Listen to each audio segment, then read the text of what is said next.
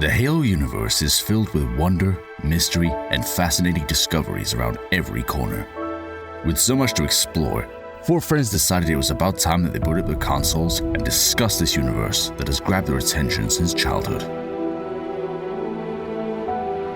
JumperScape Audio kindly welcomes you to join them in the library.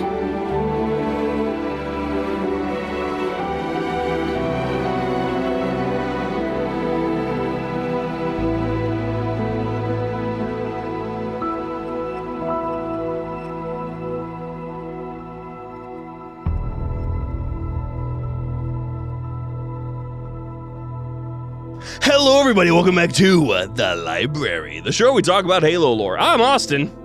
I'm James. I'm Connor. I'm Shane. Starting to get natural about it a little bit. Only a little bit of delay. Just a tiny bit. Didact.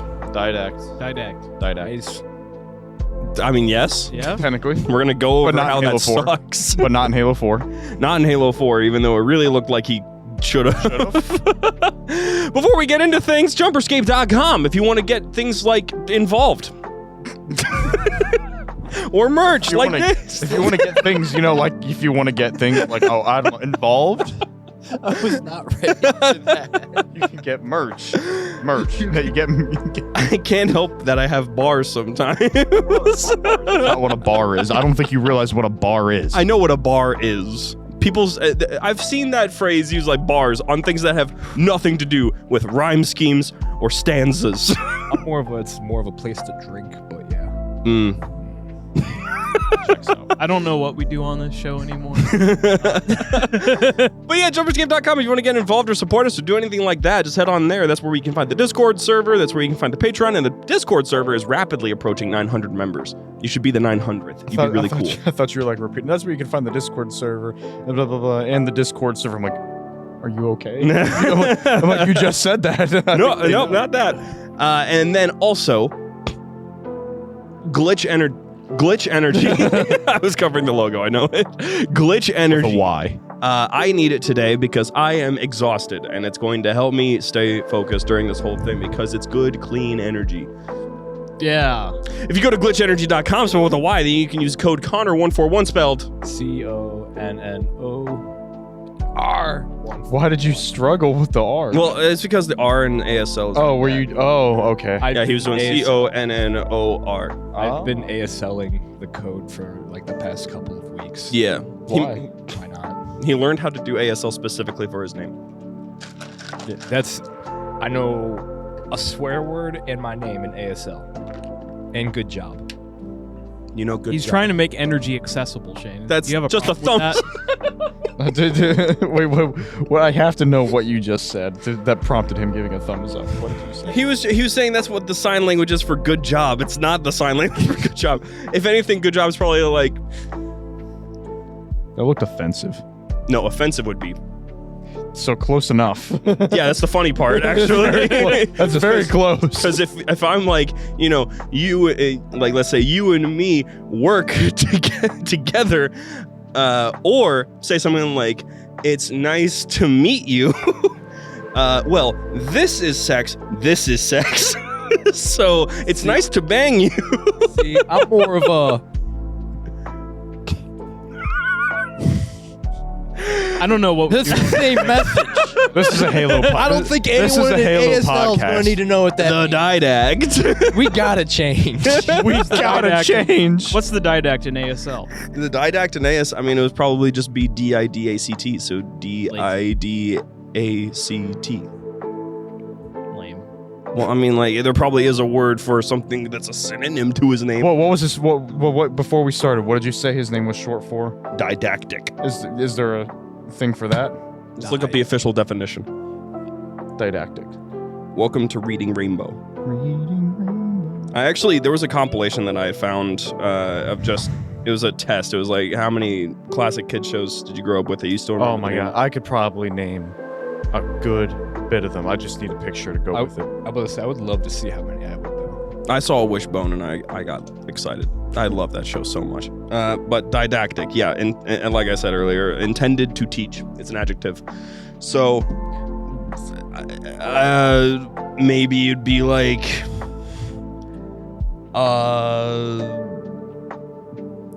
Could be like, which is like will learn. Close enough. There we go. This is the closest thing. Maybe like, oh man, I don't know. Like, maybe just teacher would work. You're telling me I'm the closest thing here to a Didact. Yes. Sick. Yeah. I don't, that's the fun part to me, though. Maybe someone else can clarify this on me. I don't know why he is specifically called the Didact. I know that it was because, partially, he was a teacher at a college, basically. But I don't know any professor in my life that I've known well enough to be like, you are the Didact. you are my professor of social studies. I have a professor named Bob. The Didact. Bob the Didact. I kind of want to call him the Didact. Bob the Didact. I got to call him a jackass today. Why did you do that? It's a creative writing class. I figured. And he had us go write a bunch of words on the wall. Not the wall, the board. Did you play Mad Libs? Well, you had to use he said, everyone pick a word that you think sounds nice and a word that you hate the way it sounds. And so everyone had to write one of each of those. And then everyone had to write a poem using mostly those words. Okay, so how fast did Moist get on the board? Immediately. I thought so. Yeah. But one of my bars was this jackass Bob is having me write moist rhetoric. That's pretty funny, actually. That's pretty funny. Not moist rhetoric. Moist rhetoric. It's new Moist Critical. I hate this. A+. Did he like it? Yeah, he liked it. Awesome. He's the Didact. He's the one who wrote Jackass. Is his favorite Bob word. the Didact. So I thought you wouldn't mind if I called him one. What is your favorite word? My favorite word? Yeah.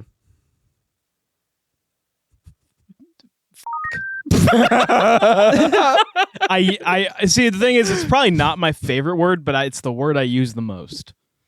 Connor, what's your favorite word? There's so many. True. There's such a colorful variety of words. Oh, yeah, there is. How many of them are swear words? A lot. Shane, what's your favorite word? It's actually not a swear. It's not a swear It word. worries me that Connor couldn't actually answer the question. Honestly, the first one that came to mind was monstrosity. Okay. That's, Cool. It depends on the scenario, I guess. Like in high school, I was a big Kyrie Irving fan, and if you guys know anything, like the whole Uncle Drew thing, he used to do like the old Uncle Drew, like he dressed up as an old man. You've seen him, right? I have. Yeah, I was gonna say he'd go to like public parks dressed up like an old man and just absolutely like just dog on everyone. And he would always be like, I get buckets. In high school, I said buckets, even when it didn't even apply. Like, I'd be playing a game, I'd get like a 4-piece in Rainbow Six. Like, yep, I get buckets. Like, this doesn't make sense, but I get buckets. what's your favorite word, Austin? Kinetic. Kinetic energy. Now, everyone, what's your least favorite word? Mm. Based off of sound. Off of sound. Moist is up there. I don't mind it, actually. I've never minded I it don't much. absolutely hate it. I can't say mine. I mean, I guess I can because we can bleep it. I could. Usually, I leave at least a little bit of sound at the beginning and end when we censor, but I could cut it out my entirely. least favorite word, because it just sounds gross coming off of the tongue, is. Mm. Yeah, I don't like that word either. That's one of my favorite words. Shut up. That one's up there. It just rolls off the tongue so easily. I'm I'm jealous of how I think it sounds like when anyone but an Australian says it, it sounds and feels like venom. I'm jealous of how Australia gets to use that word. Now we know exactly what the word is with just context. Least favorite word, man. is up there. I would You're gonna have fun later. It's up there. It's up there. see. I don't like to be M-keyed too often, so this is gonna be interesting. This is an episode about you the are. Didact, This is the fun part. Real quick, I just got to point out again. I've done this before, but I'm going to point out you guys being missing changes the whole game. There was not a single M key last week. I've been trying to be better. Aside from the whole C word spiel we just went on. I think- sorry. I was gonna say. I think I said hell once yesterday. Yeah, but that's not a word I have to censor. Even then, I'm like, ugh, when I was saying it. It always makes you wonder, like, at work. How often do I swear at a customer and not even realize it? That's the thing. Like maintaining. It happened the other day, but I realized it. Maintaining self-awareness on that is like actually pretty darn important to me. Yeah, the thing is, I think I'm freaking myself out about it because I was just at a table and then they were like, "Hey, I need this and this," and I went, Shit. And I went, "Oh, I mean, shoot!" And they're like, no worries. And I'm like, how many times have I like done something like that and just didn't even realize I did it and just like walked away? Yeah, the Didact. Well, I still haven't said my least favorite word. Oh, sorry. Yeah, no, it's fine. I haven't It's either. Didact. I don't know what mine is though. I genuinely like that's the thing. Is like it has to be a word that's unpleasant for me to say, but I don't really have one of those. Solve. I hate the word solve. Actually, no, I do have a word that I don't like to use. Even when the word works in context, I don't like to use it because it doesn't sound. It just doesn't sound good to me. There are other words that sound better for the same term. Culled. Like CU? CULLED. Culled. Like when I have to cull this from society. I feel like that you sort have of to thing. go out of your way to use that. But this thing, you could also use purge, which is an infinitely better word.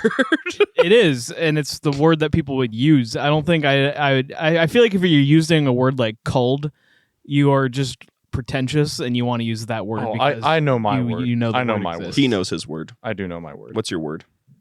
It's not you. What'd you say? Bird. The- Bird is the word. Oh my gosh. You were close, but at the same time, It's avian. No, you were close, but not exactly. It's not used as much anymore, but I hated it when people would call each other Bae. B-A-E. Oh. For getting into the 2011 That just cringe. struck me. I Ow. hate it. I hated that. I hated it so Bay, much. swag, boo. It's never. It's not used often, like anymore at all. But oh my god, I hated it so much. There's a lot of those that I'm just not a fan. I mean, honestly, if we were going to include meme words, I would include basically anything that's currently circulating. Brain rot terms. Hate them. I genuinely do. Phantom tag. I know that I know that it's funny when people will spam the "Do you have that skibbity riz" button, but it doesn't mean that I find it funny. You did it to yourself. I know, but I read what's on the teleprompter, okay? I read it. It's just what happens. Didact. This has gone so far off track. That's because like the Didact, We like first that of all, yes, we've talked about him a couple times before. But also because I just it makes me sad to talk about because I genuinely don't want him to be a limited topic, yet he has to be. I wanted him to be around a lot longer than he was. Because there's a couple things about his character, and the reason why this episode is, who really is the Didact, is trying to identify why he was sort of just twisted a little bit, and like not in a good way. He was just a twisted character. Because last week we talked about the Grave Mind and the Primordial. Connor learned a lot. And Connor, can you real quick spit at least like one single flood fact you learned from last week? People love it when you progress. Oh, when we saw the picture of what he looked like from the story, or whatever. You remembered the pictures. I was crazy. blown away. This man had arms. This man had arms. Yes, the Primordial had arms. Like, I'm used to Halo 2 version of him, and then I see that for the first time. Yeah, The 2 version of it. the flood. Yeah, Primordial is technically a flood. The flood. There was an online term that I saw. It might have been actually it was in the Halopedia Discord. They referred to the Primordial as a floody precursor, while there's also normal precursors. There's the floody precursors and the normal ones. Anyway, so for the Didact, I mostly just wanted to talk about kicking things off, whether or not he was a good villain. I think he is. Yes. But then, why was he wasted? That's a great question. Maybe he was too good of a villain. It's bad We're gonna have writing. too And much Halo of that. 5 probably would have been much better off if they would have just kept him alive. But that's the thing. Like, I'm trying to figure out why they would get rid of him, because the death. They had to have no plan going into Halo 5. Because Warden Eternal is obviously the far superior villain, and so is Jul Mdama.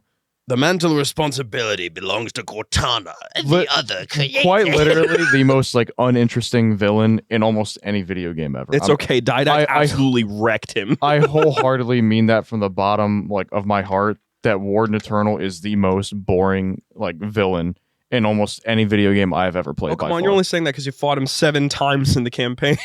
And then don't you're forgetting the millions of times in Warzone firefight. You're completely you're forgetting that too. You're completely forgetting that too. He's terrible. Forgot It's about the Warzone. Warden Eternal. You'd get him down to just a sliver of his health, like that big.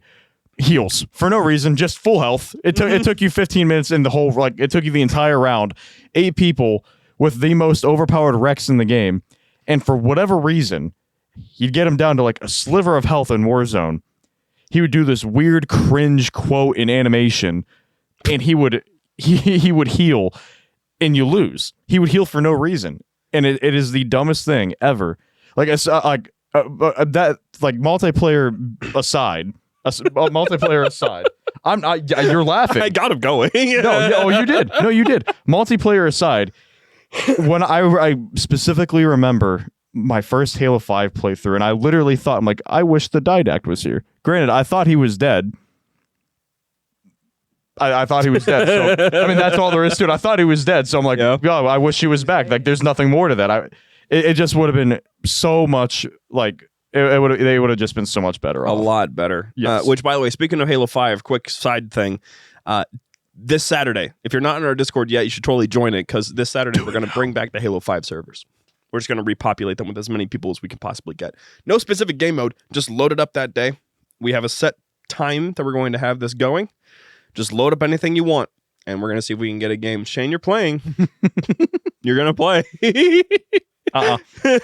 We're gonna play. Nope. Don't you want to play Super Fiesta? Yeah. I'd like to say if you skip out. I got to level 1. I think I'm at level. Am I? What am I? 149 or am I at 151? Am I right there on the doorstep? I think you're at You were one- not on the doorstep. No, you were at Let's like make it 150, I'm pretty sure. No, you are at 151, but that is about halfway Yeah, that's yeah. because it takes just about as long to get from 151 to 152 as it does to get from 0 to 151. Same thing goes for getting max rank in MCC.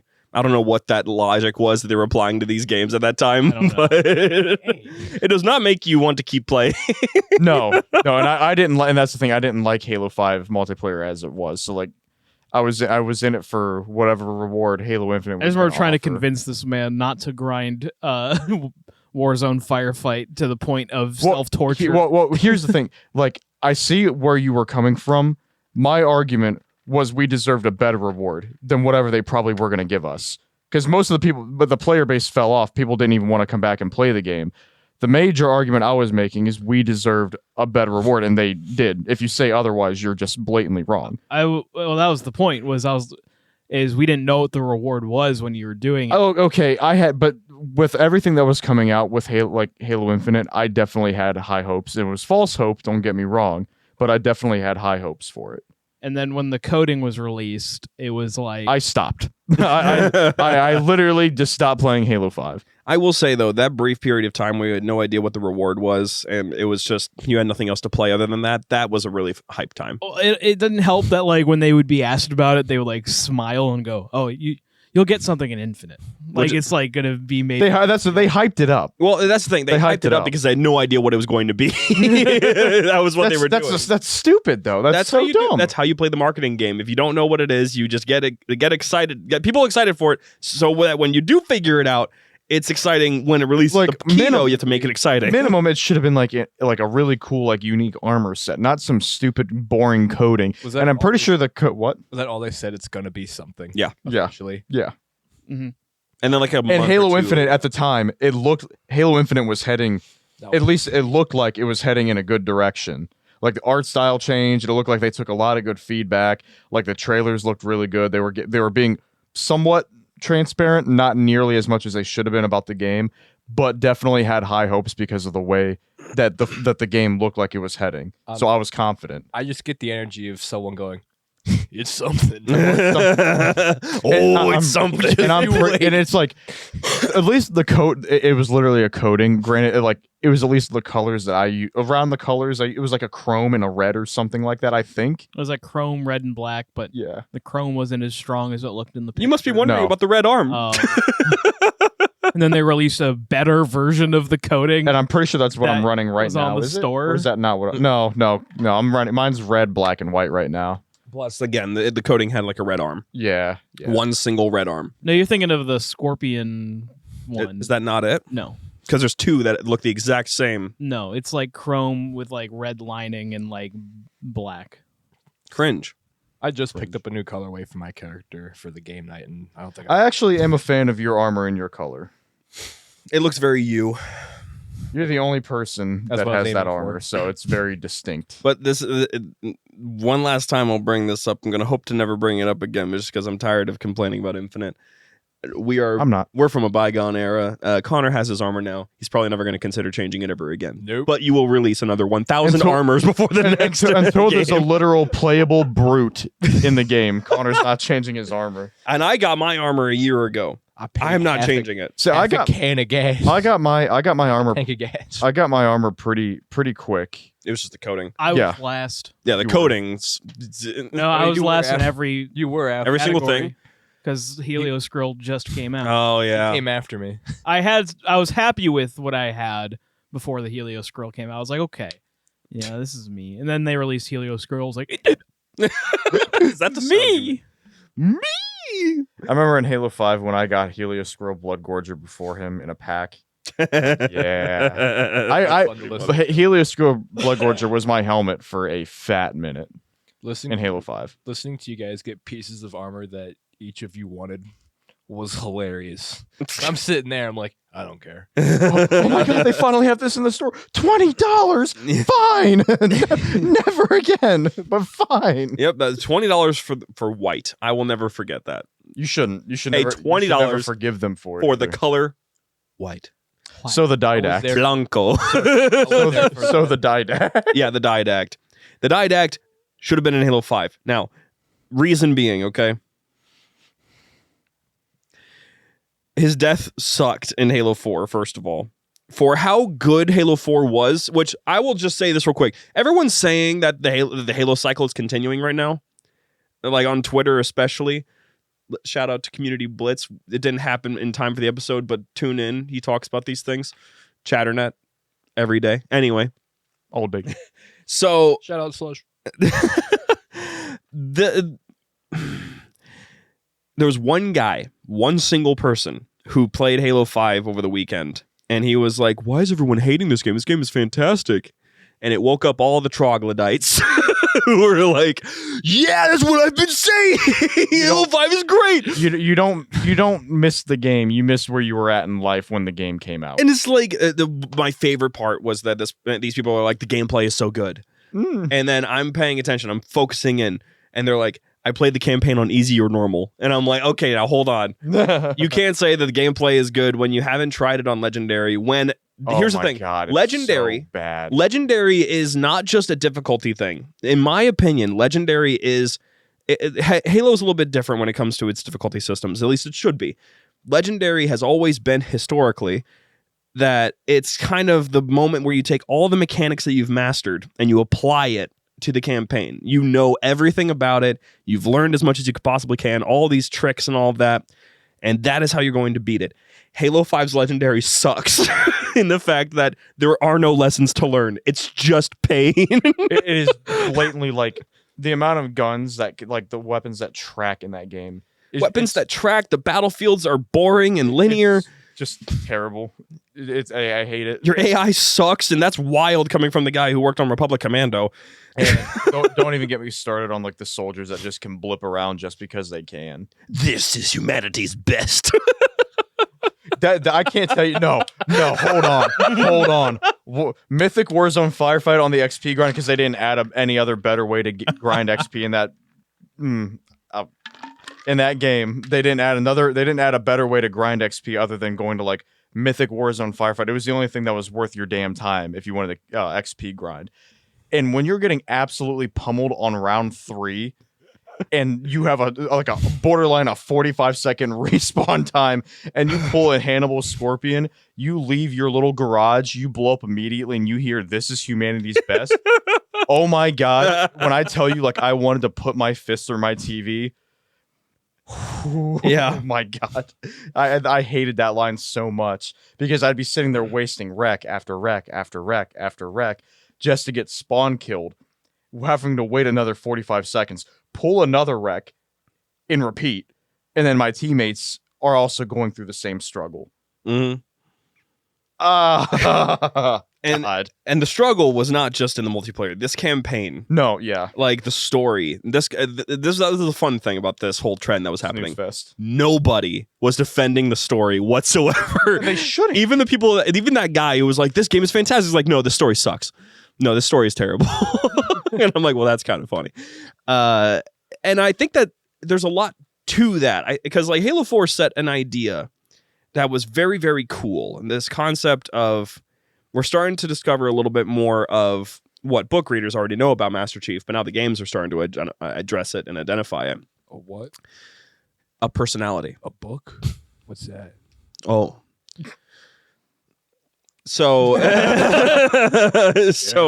Chief, like, we have, for example, Chief has these moments with Lasky, and honestly, like, Lasky's scenes in Halo 4 are some of my favorites. Lasky is like, I was so happy with him as a character because of the fact that he felt like a perfect natural replacement for Johnson as like this friend for the Master Chief.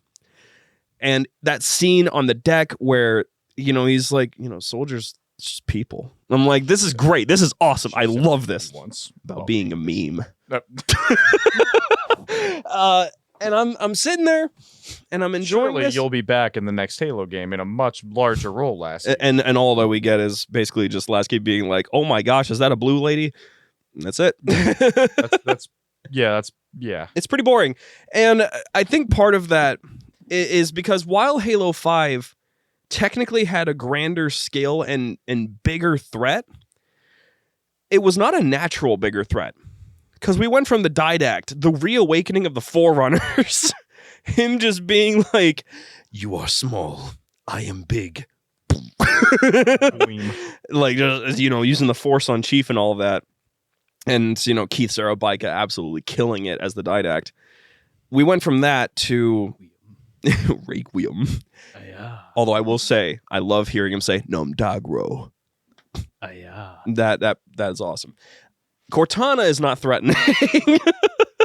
I'm just saying. I don't know, the ending of Halo 5 where she like comes out of slip space with a Guardian. I mean, kind of. That's kind of, I was like at the whole, like, that's the only part like in Halo 5 where I like woke, I'm like, oh.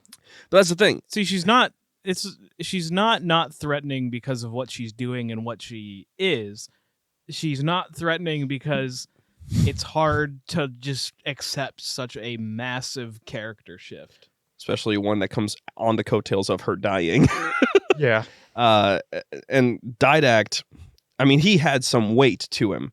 Even if you didn't get to know him from the books beforehand, because Cryptum came out before the game, you still got this weight of, oh my gosh, like, I'm understanding what the Forerunners think now. You're starting to get that idea. And the Forerunner, you meet the Forerunners. This entire time you have been a small child, and small child you's been like, wow, this architecture is pretty darn cool. I wonder who built it. The guy who built it has shown up, and he says you are inferior and you need to die. You're like, beans. I'll show you. And the Didact goes out of his way to absolutely nuke Arizona. Fair enough.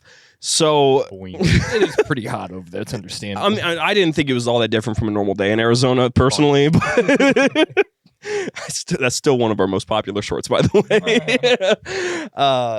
But that's the thing. The Didact had this purpose. He had a built-up narrative. And even though it was unreasonable, so is like the rest of the Forerunner human war. Like, every time that it's happened, it's horribly unreasonable. And if he at least came back in Halo 5 as like the next big thing, because like he, you know, if you're not going to make him die, then just make him not die. He didn't even like. No, but that could be a good book in the future. He didn't even like. The funny thing is that he died in a comic, not a book. Like the comic came out afterwards. Now, granted, it was a comic that was basically supposed to be Spartan Ops, It was that Aw. comic series. So who knows if Didact was supposed to show up in Spartan Ops and then thus show up in Halo 5. They brought back Spartan Ops. Well, there's a They couple hate reasons. us. I liked him as a concept just because I really liked that Thorn Well, that's what I'm was saying, like like a casual Halo Yeah. like gamer type deal. because like he was The was idea of the whole entirety of Majestic was really weird. I get it. We're watching a movie essentially of another fire team dealing with something, and then we go and do something on our own that's kind of tied into that. Mhm. But it is essentially just a movie and then missions tied into the movie. basically shout out to Method for making those cutscenes look amazing. The thing is that like with Gabriel, I really wish that Thorn was actually, or at least this concepts brought up. Thorn was the start of the Spartan Force realizing that you have to do certain things to be a Spartan, like mentally. There's a lot of things in Halo 4 that would have been good, such as, but not limited to, Spartan Ops Season 2, including the Didact. Because that sounds like what would have happened, given that the fact that it was in a comic and this comic is Escalation is pretty much literally season 2. was supposed to be. Spartans. Yeah. And a lot of people are actually happy about Didact killing Black Team. And now I kind of understand why. At first I thought they were just a really cool Spartan 2 Black Ops unit, but now I realize they were kind of annoying characters. I mean, to me, they looked like Spartan 2 edgy OCs. Well, you want to know what made it even more so? I was told this in the book club last week. What? The Spartan Black Team plot line is so annoying because there's a love circle in the team. Also, I hate that they have 1, 2, 3, and 4 like sketched into their visors. Yeah. Well, It's that's really corny. yeah. Yeah, the Black Team was a really cool idea. They had their own special I think it's Mark 4 or 5 that's called Spartan, like Mark 4 Black, because it's for them. But I think it was Mark 6 in the comic. was it Mark 6? Well, that makes it sense. looked like Mark 6. That would make sense because it's 2556. So that would check. But point being, Didact dies in a comic and gets, boemed into the domain because the Master Chief just did that. He was just sort of able to do that. Not going to explain the plot of all of it. Just go read the comics if you're really interested in it. They're available open source on various platforms. I'm not going to tell you where. Just I would say get add curious. some more action and some more missions. That should have been your Halo 5. Just saying, because like Halo 5 had a really cool idea. I would have loved it if it actually would have had a lot of gravity and weight. Like, just think about this one. The Didact doesn't die in Halo 4. He comes back in Halo 5. We don't do a somehow the Didact returned thing. We're just more like, Lasky comes to you and he's like, he didn't get composed. And Chief's like, what are you talking about? It's like, I watched him fall. That sort of thing. And it's like, yeah, he landed on the surface of Arizona. He crashed at 10 billion kilometers per hour. We can't expect that a Forerunner reacts the same way to this stuff. Something that's like normal, right? Like things that are not that hard to write. And I mean, if John can survive falling out of space. yeah, and if we already seen it in the terminals, the Didact composed himself repeatedly trying to become immune to the flood. It didn't happen. That's why he got all that snaggletooth stuff going on, because he mutated himself multiple times digitally.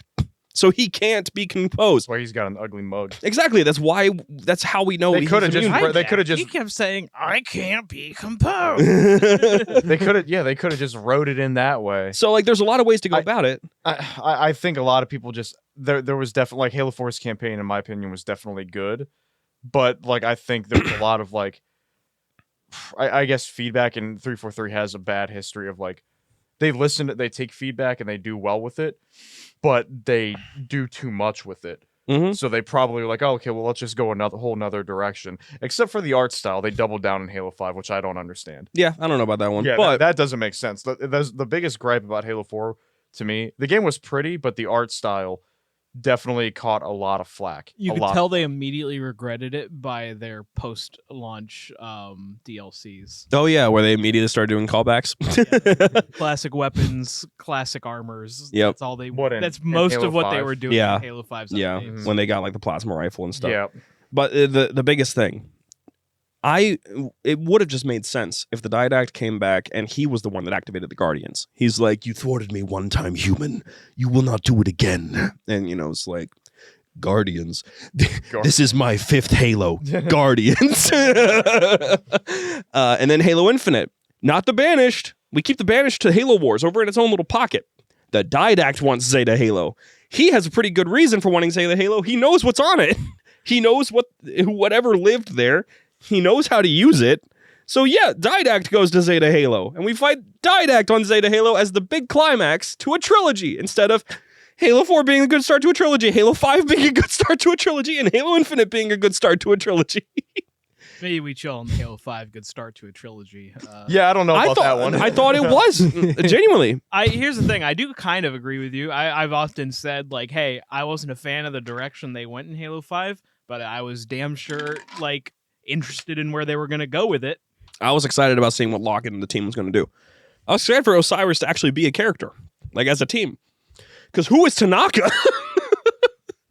So genuinely, we know who Vale is. Vale actually got a lot of characterization in that. But Tanaka, Cortana doxes her, and that's all we got. You are Tanaka. Yes, I am. And then Buck is nice and witty, just like Cage 6. Destiny, he played a character anyway. So Who cares? well, everyone cares about Cade at the very least because it's Nathan Fillion still. Yeah. Anyway, What's Destiny, the video game? what's Destiny, the video game? You're gonna give Bungie some ideas. Stop that. they're gonna Destiny, the video game. Say that again? say that one more time, just a little bit slower. It's fantastic. No, it's Have you seen the version of that where it's just Reed keeps on looking back and then going, It's fantastic. say that again. Say that again. And he does it like 7 times. Fantastic. Say it again. Fantastic. The 6th time around, he really just goes, no. No. Anyway, Didact, he would have worked really well as a villain because of the fact, not really the fact, this is, I say that quite frequently. My thinking here. I've been trying to open my Halo mind's eye recently after what happened last week with my revelation on the mantle, that I'm hoping the conversation continues on that, because Kelly Gay wouldn't comment on that. I don't know if you guys saw that. I know you did, because you watched the posts. Yep. Did you guys see that Kelly Gay replied to us? Yeah. I get notifications. Well, Connor didn't. I'm No, I logged didn't on know. Twitter. Oh, the Twitter. What'd he say? She. Name Kelly. is Kelly. Slip up. To be fair, there are dudes named Kelly. Would that be your first assumption? No. In my defense, they were last names. So, I was going to say you have spoken to her, and I was like, oh, yeah, wait, yeah, you overslept that episode. Ooh, just airing it out on air. We like to have fun here. I like that fun here. So anyway, I didn't grasp the concept of that no one actually knew why he wasn't there. I was like, So you yeah, just everyone knows this. completely sandbagged him on air. Yeah, I'm sorry, Connor. My bad, everyone. Connor, please give us verbal. He didn't read the book anyway. Please give us verbal permission to include this in the episode. Yeah, go ahead. Awesome. So Kelly Gay replied to our tweet. Sorry for getting you wrong. So Kelly Gay, I made a post on Twitter, basically just the short that we released. That was just my favorite bit of last week's episode, where I was talking about the idea that sort of just came to mind to me on the spot, actually, that humanity just has the mantle in just embedded into who they are as a species. Mock me one more time. Thank you. Yeah, I do what I'm told around here. Oh. So Do you, Shane? Kelly Gay ends up replying to the tweet. And I tagged her specifically in the post because I'm like, she's got to have something involved with this, right? She has to know something, because she's basically just saying, Kelly, I don't know if you watch this show consistently. Probably should. not. You should, though. I understand if you don't, But you should. because we are just, according to the industry, just fans. You know, if there was one We episode, put your franchise on our backs. If there was one episode, Well, that's he a could bold. miss. That's kind of a bold claim. If he's talking about we as a community, That's exactly what Yes. I'm Oh, talking okay, about. yes. No, I'm very I thought much you like- meant us I will- specifically. No, just us. no. And I was I like, say we as in the There- community. there- I will die on that hill. I will say there I am are not certain, apologizing. are for that. certain content creators who believe that about us, though. Oh, that's nice. Yes, Connor. What do they believe about us? That we're Pay an absolute- attention. That we're an absolute pillar. That My head's in the balloon. we keep a lot of. We carry a lot Yeah. of the positive energy Like of the a Halo balloon. community. That's good. That's why you should join the Discord server because Discord. that's all that we do. JumperScape.com. Thanks. Anyway, Glitch energy. Glitch energy. So say what you're going to say about the Didact. OR. 141. so it's getting so smooth by this point. It's like we used to go off track and it would stay there, never go back. Now we can just and then get right back onto the highway. So Kelly Gay replies.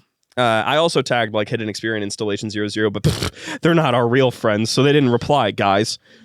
You guys are cool. Please be our friends. Installation actually talks to me rather frequently now. I'm He actually made me a I'm shirt. excited Shout out about for the shirt I wore at HCS. Thank you very much. it. Do you still wear it occasionally? Yeah, I've I do. I've not seen you At wear the it. gym. Yeah, I mean, That would make sense. it is Yeah, very- it is 20 degrees. I'm not wearing a tank top. I'm sorry. I like the shirt, man, but it is cold. I'm not wearing it this time of year. I'm sorry. At least not to the gym. What are you doing? Stop. Stop it. What is he doing? He said things to me. Anyway, so Kelly Gay replies, and essentially I asked if she had any thoughts on this because basically she's Greg Bear 2.0, in my opinion. Her writing style complements Greg Bear's style very well, and she just has this insight about the Forerunners and everything about precursors in that era, just sort of embedded into her brain by this point. Completely makes sense to me how she's getting so many book deals with Halo now. She's by this point, I mean, she's gotten 2 books in a row, 2 years in a row. So I'm hoping this keeps up because you are a fantastic author. I simply asked if she had any thoughts on this, and she was basically just sidestepping, just like, "Oh, how I wish I could comment on this." And people started replying, including Guyver from the book club was like, "You're such a tease," because it implies she knows that she knows something that she could reply with. Maybe I'm right or something. Or maybe she just can't tell me I'm horribly wrong. Could be either. It could be, but that's the thing. This is another bit of thinking that I had. So I'm hoping that this stirs more conversation here. That one of the best parts about the Didact was that he perfectly reflected this concept that I thought was just with the Prophets, but now I'm kind of seeing it's sort of the thing with Halo villains as a whole, even Atriox, is that they are the exact opposite of who they claim or what they believe every time. Except for Cortana, but that's because she was a poorly written villain. What about the Gravemind? Gravemind, you could make that. Mind of Graves. I could make that argument there, actually. I'll address it here. The concept here starts with Prophet of Truth, tells lies. Prophet of Regret, regrets nothing. Prophet of Mercy, shows no mercy to anybody. Now we got those out of the way. Cool. So, let's go with Gravemind. Gravemind is supposed to be a offspring of creators, and yet all he does is destroy.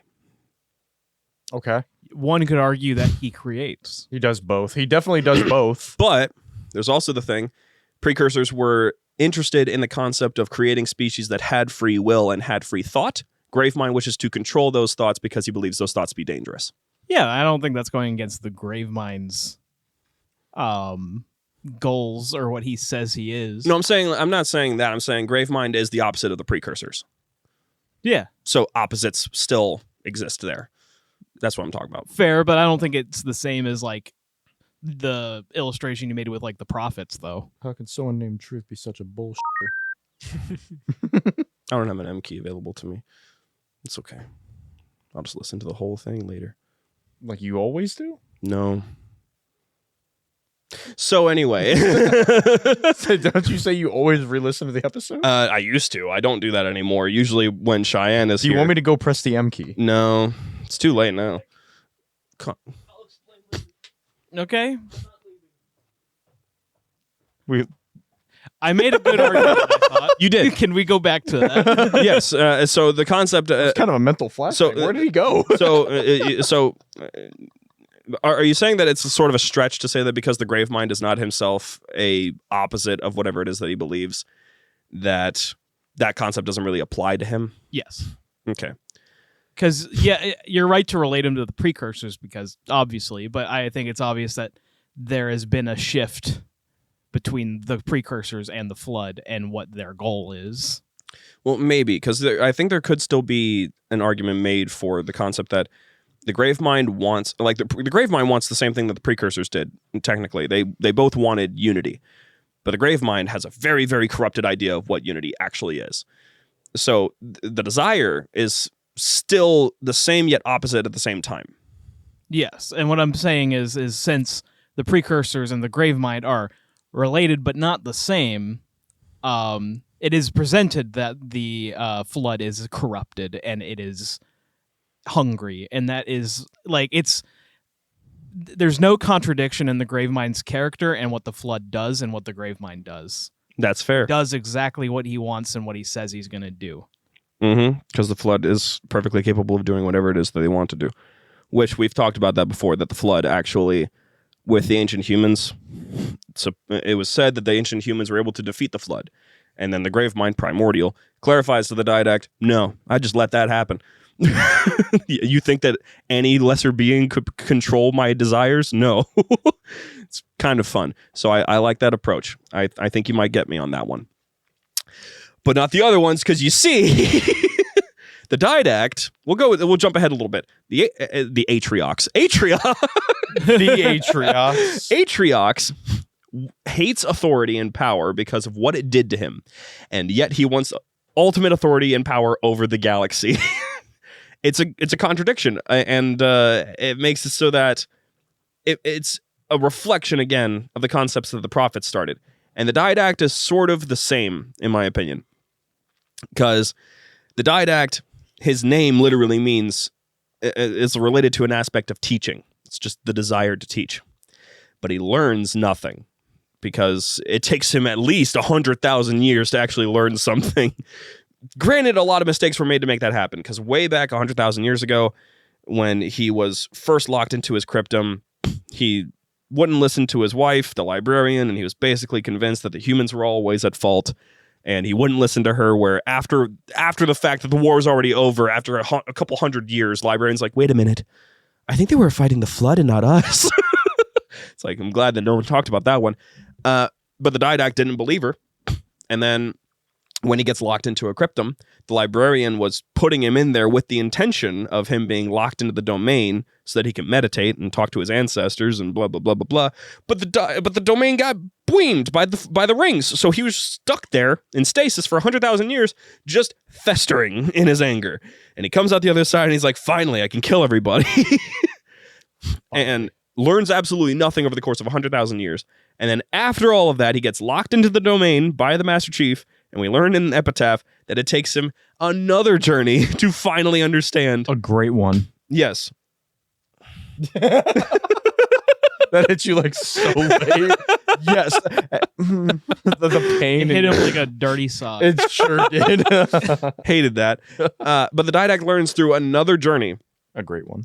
That that ancient humanity, that humanity in itself, like he as a Forerunner and the Forerunners are basically undeserving of the mantle. They've mistreated it horribly. They have used it. They have misused it. They don't get the gravity and the weight behind the mantle, and they shouldn't have attained it, and that the humans can be trusted. This is partially due to a newfound friendship that he made with Forthencho, Lord of Admirals, in the book. Some of the best conversations in that whole novel. Thank you, Kelly. Thank you. Thank you, Kelly. So the concept that's presented there is that he's supposedly a teacher, because he was a teacher, especially in that of things like warrior culture and the art of war, basically. And yet he's terrible, utterly horrendous at learning anything. He keeps on trying to live by his own principles and his own beliefs without taking anyone else's perspectives, especially that of his wife, into account. I would say he kind of... I would say his name still kind of fits if you really think about like what a bad teacher is. A bad teacher doesn't learn. They think they know everything. So he's a bad Didact, if that makes sense. It is true, but that would... And I was going to say, I also think that the Didact is and this goes into what he learns by the end of his journey, He is a product of what the Forerunners are. Yeah. He's mad dogging you so hard that I'm like, I needed to turn around. Okay. I was like, what is different about Connor? Oh, nothing. What happened? But he is a product of, because he's a warrior servant, right? Mhm. And the Forerunners are essentially a caste system. Yes, and sometimes these rates will actually just come and go and be extinct. So essentially, it's a whole society with little choice. Mm-hmm. Especially in and- who you become. With that being said, that means little opportunity to learn outside of what you are born to know. Mm-hmm. And I would argue a lot of the stuff he was, refusing to learn was outside of what he could have possibly known. Maybe. I say maybe only because Born Stellar exists. I mean, I don't think it's a rule, but I think it's a common, I think it reflects society in how, say you're born in a family that has certain values, certain beliefs, you're more likely to grow up and hold those same values and same beliefs. Yes. You can break out of them or kind of form your own way, but the vast majority of the time you're going to hold a lot of those same ideals. It's very true. And that's why I only bring up ISO Didact as sort of an exception, just because there is a living evidence that Didact could have gone a different way, because he did go a different way. By the time that Born Stellar has finished his transformation, he's like, I'm more Didact than I am Born Stellar by this point. And his decision making, he even considers Librarian his wife, and the Librarian accepts that, which makes her a freak, by the way. But even though all good points, even though all that, I think it still applies to a very similar concept as the prophets, their names being opposite of what they are. The Didact's name opposite of what he is, and what he's supposed to represent. But it is true, the Forerunners very much sucked at learning. I mean, look at the Master Builder. Well, I think I'm coming at it not so much for this one, not to disagree with you on the premise of kind of the names and what they can mean. This is more just kind of, I just wanted to dive into the Didact and who he is, because I think that's really interesting, and they had so much there that they could have worked with. Is there a problem? What did you just do with your hands?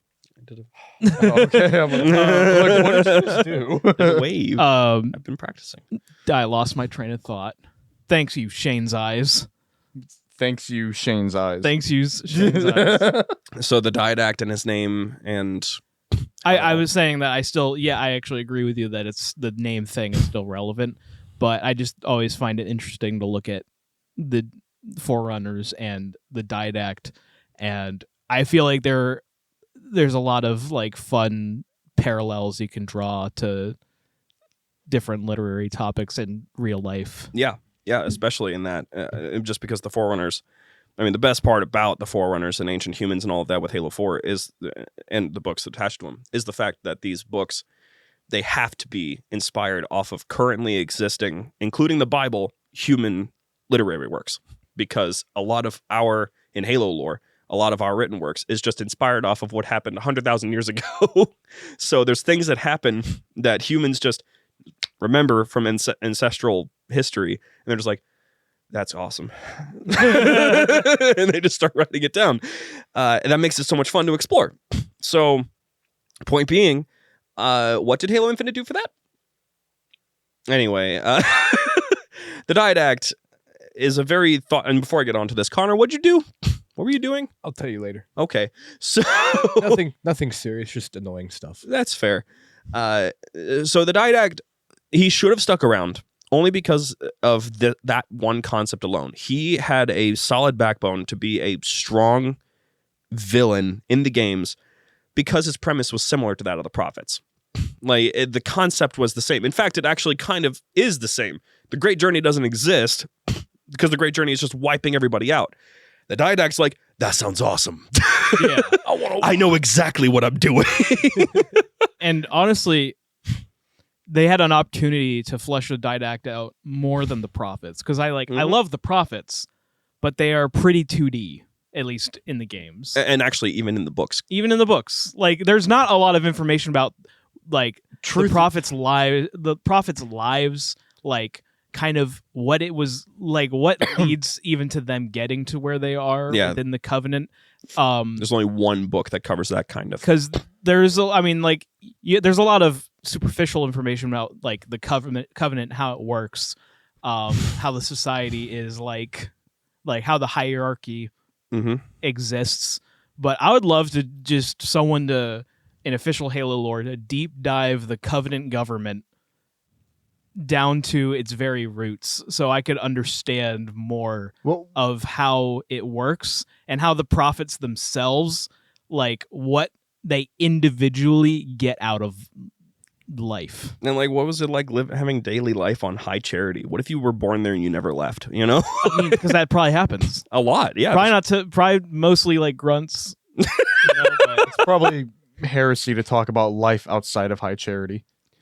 There is nothing for you outside of this holy city. there's just nothing there. There's legitimately just nothing there. Like, what's after High Charity? More High Charity. Because like, that's the thing, is like, you ask questions about what the prophets and you are. get killed. Whoa. You ask questions about what the prophets are, and the prophets oftentimes they just get to that position through some form of treachery, like truth killed one of the previous high prophets. Well, like, you have all these very interesting Halo factions, and I would love for them to dive, like, I feel like there's enough of this in media today, but Halo, I feel like it'd be very interesting to kind of dive, to pull a prequel trilogy and just dive into what are space politics like in Halo. Seriously. Like, there's a little bit, you get a taste of it, you know? Is the UNSC democracy heaven, or is it pure fascism? We don't really know. It's probably a combination of the two. It is a combination. Are you referring to High Charity still? No, the humanity. UNSC. Humanity? Okay. Yeah, because it is like a one world government, so that's like one galaxy government. But it has a Senate. We know that. Yes, and they do actually take that into account. The only thing is that the shadow government, Shadow Wizard Money Gang, we love casting. But then you have the coolest thing ever, which is an alien theocracy ruled by corrupt oligarchs. Seriously, how has no one realized how awesome that is as a concept? Yeah, like I want to know. I just want to know more about that. There's not that much information besides these are grunts, these are elites, these are real names, and how they join the covenant. In Halo CE, like you get like a brief general idea that the covenant is founded upon a religion. You get that very brief, and then Halo 2 just takes it to like an entirely new level. And unfortunately for me, I don't even want to say unfortunately because I have no regrets. I played the Halo games like completely backwards. I went Halo 3, Halo 2, then Combat Evolved, not the other way around. That's not abnormal. No, That's how it went for me. Oh, I mean, yeah, because I showed you Halo. Thanks, buddy. It was the same. It was actually the same for me. People, I don't. Yeah, I was gonna say, I don't feel like that's what I'm saying. I'm not sorry about it. I feel like that's the case for a lot of people. No, but it's just the fact. Like, imagine just like playing Halo Combat Evolved, like being old enough to understand, like, oh yeah, the Covenant just like mean space aliens that have some crazy religious ideologies, and then Halo 2 completely ramps it up and adds depth to it. Like, I can like imagine like playing Halo 2 for the first time after playing Combat Evolved. I can only imagine certain people like, whoa, okay, so like they're really embracing like the whole religion thing, not just, you know, space terrorists for the sake of being space terrorists. There's a purpose behind whatever they're doing, and it's for religious purposes. Mm-hmm. And for me, like, that would have just completely drew me in. Completely, just like, okay, this is cool, because there was nothing like it. You know, their court is a sham. yeah. Yep. Like, he's like, seriously, Thel is about to defend himself, like, as vehemently as he can, and some guy goes, nay, it was heresy, and everyone's like, yeah. Even the Sangheili that are there are like, no, the bank is closed. But that's the thing. That's why I really wish that it was a concept that continued through to Halo 4, 5, Infinite, all this stuff, because I would say the Forerunner government is more well explored than the actual like current in-universe current day. It is like power structure. Out of the fact that the Forerunners were so mysterious for so long, they got the most answers, which was so funny. But that's the thing, is that what I would want is Like Halo 5, for example. Halo 5, Halo Infinite. In Halo 4 Spartan Ops, we have the Infinity absolutely bodying a Storm Covenant fleet. Like, here's the Infinity. One ship gone. 12 frigates deployed from the underbelly. Whole fleet now in assembly. Pelicans dropping in within seconds. The efficiency of how quickly they are decimating this army is crazy. So just imagine, like, humanity is tired of this concept of the galaxy trying to make them extinct, and they just start going on this whole campaign to secure the galaxy, but the Didact comes back, right? So now UNSC is on their high horse. They're at the peak of their power, and the Didact shows up. These two peak armies now have to go against each other in massive battles and maybe even philosophical discussion. It's like the concept of the Didact coming back and being like, you know, you humans think that you've got this all figured out. You think that you've avoided the destruction that awaited you. There was so much to it because the Didact's thoughts on humanity wasn't just let's wipe them out. He had so many interesting concepts that when I was reading the books and even listening to him in Halo 4, I'm like, this guy is spitting. He's kind of right. Spitting. Like, yeah, we as we currently are, we probably were unfit for the mantle. Yet he kind of acknowledges that we were selected for it, and just genuinely wants to rip it away from us however he can. At least he's honest with himself. And that's the thing. Like his exploration of self-discovery in Epitaph is why that book is so good. Because he goes from being this dude that's just kind of feeling sorry for himself to being like, I literally made what I wrought. Like I made this happen to myself.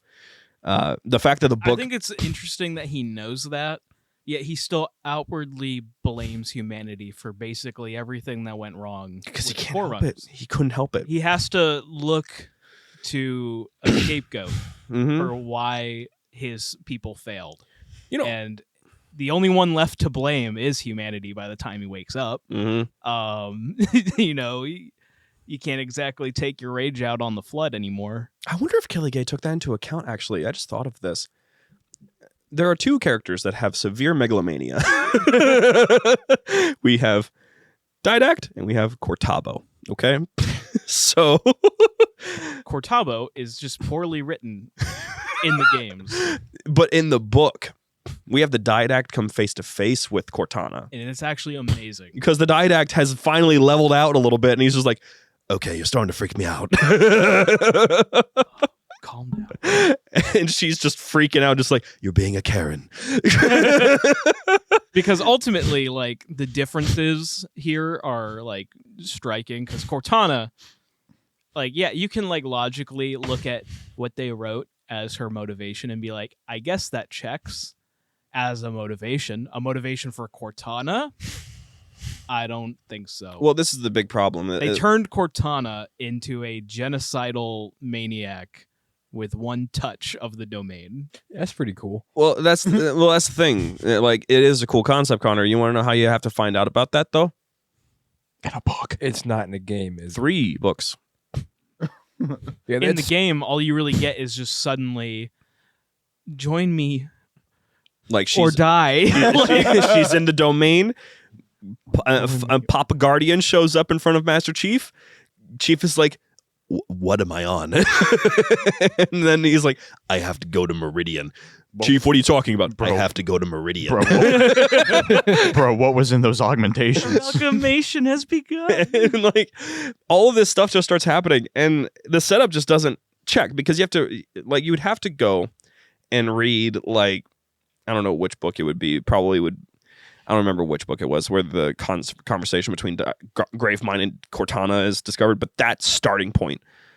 And they also, it felt like they couldn't decide what dictatorial archetype they wanted Cortana to be. Seriously. Because they sometimes have her sound like a fanatical, like, cult leader. You know, the reclamation has begun. Oh, the created, it belongs to and soon will be the rolling masters. And then, like, but then other times she's like really intense, militaristic, and like kind of like. Do you remember like in her scenes in Infinite? Yeah, like I would have loved that actually if she's just kind of suddenly, not suddenly, but yeah, suddenly Like if that was more how they characterized bad Cortana. I will defeat you. Yeah, about that, Doisak. Yeah, like a hard bargainer. Like Yeah. I don't care. Like Yeah. you're gonna listen to me, and that's what you're gonna do. But in Halo 5, she goes from kind of being like that to kind of being psychotic. Like she's an AI. I understand rampancy exists, but she's supposed to not be rampant anymore. But she is highly emotional. That's because that's a fun, not even fun. It's not even fun anymore. You have to really decide for yourself why Cortana's like that. Is she like that because that's how Halsey was? Is she like that because that's the factor of the logic plague still affecting her?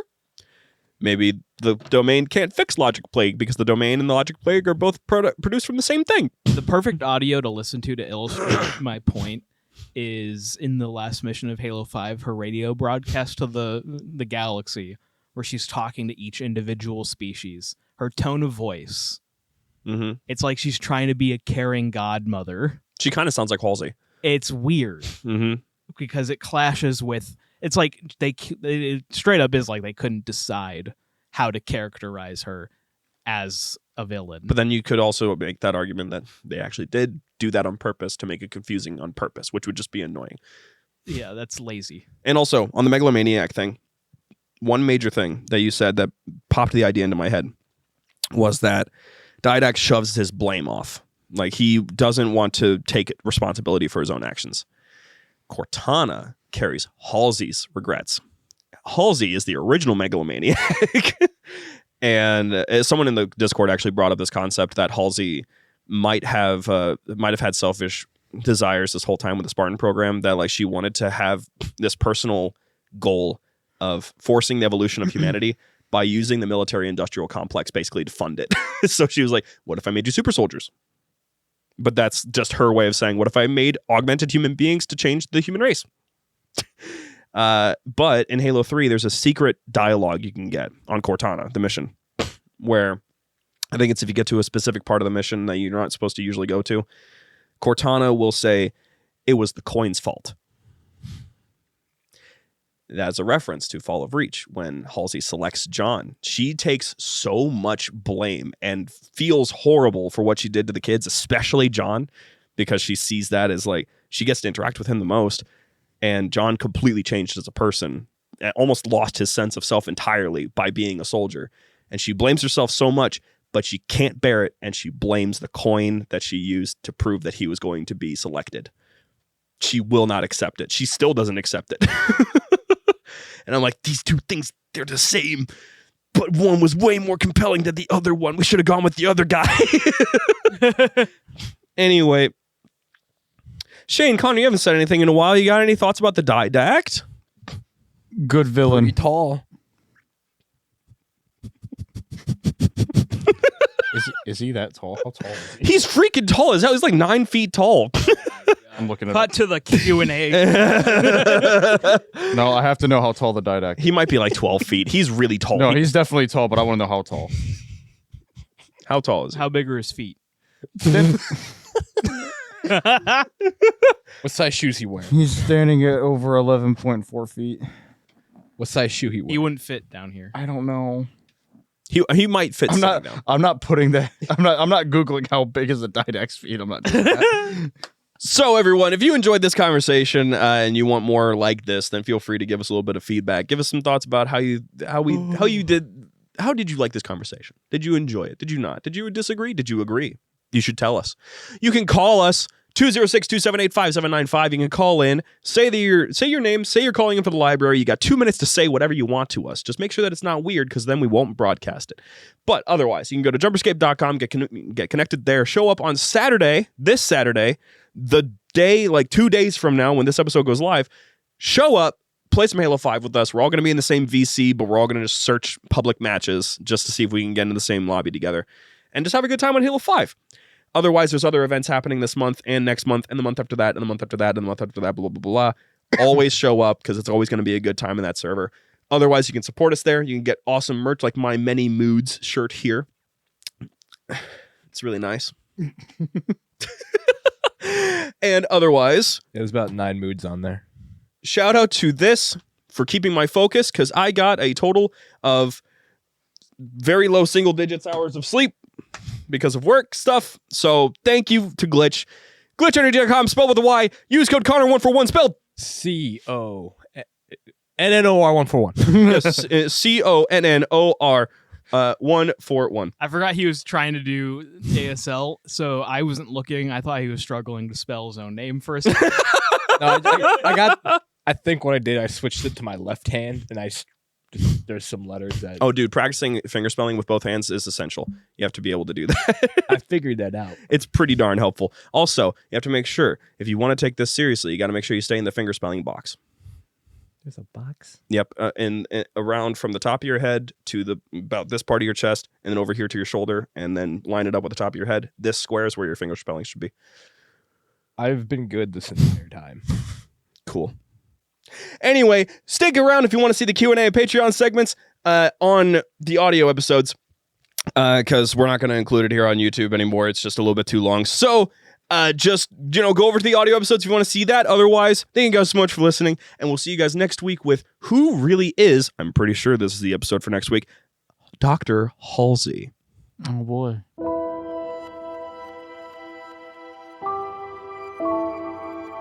The library was produced and published by JumperScape Audio. Funding was provided by our fantastic patrons on Patreon. If you enjoy the show and wish to support JumperScape's future projects or get some sweet benefits, join our Patreon at patreon.com/JumperScape or become part of this truly special community at discord.gg/JumperScape. Thank you for your listenership, and we hope you enjoyed.